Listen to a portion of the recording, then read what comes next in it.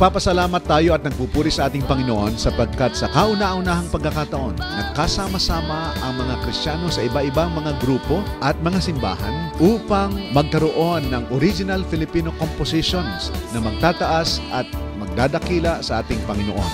Sama-sama tayong ipagdiwang ang ating concert na ito sa Sambang Pinoy sa darating na May 23.